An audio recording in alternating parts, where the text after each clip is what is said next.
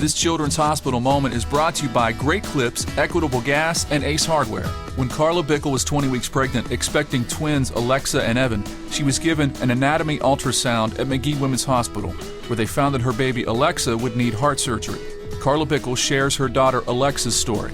So when babies are born, they have a connector in their heart that helps blood flow, and all babies that closes. In Alexa's situation, that helped to keep the blood mixing. The more it mixed, the higher oxygen level you'd have going back to the body.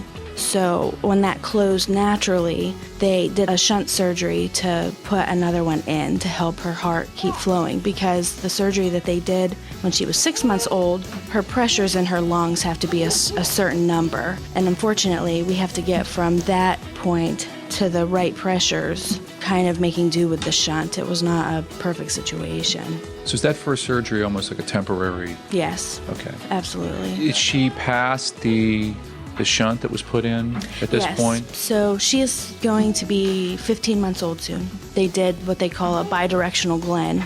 So what they did was made it so the blood from the upper half of her body drains directly into her lungs. It does not go through her heart at all. So then when it goes into her lungs, it gets oxygenated and then goes into the heart to be pumped out to the body. After her next surgery, which will be between the ages of 2 and 3, she will have the blood from her lower half of her body go directly to her lungs. So when all is said and done, her heart will only be responsible for pumping the blood to the body. What sort of precautions does she have to take now as she's waiting for this third surgery? After the second surgery, life changed drastically.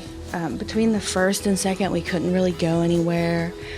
She was always monitored. We came to the hospital for her heart only every 2 weeks. Now that we're past that really dangerous spot, she takes medicine, obviously, that helps with her heart function. She's on aspirin to keep her blood thin so there's no clots. But really, outside of that, she's doing very well. Her saturation levels, a normal person should be 99 or 100. Alexa's right around 83, so that won't be 100 until past her third surgery. So, when your oxygen level in your blood is low, you feel tired, but we don't really see that with her. She's very energetic. Will the upcoming third surgery be her final one? The surgery that she's having has been done for about 30 years. So we know that most of the adults now are in their 30s. She could live into her 60s with no further intervention, or she might need a heart transplant in her 20s.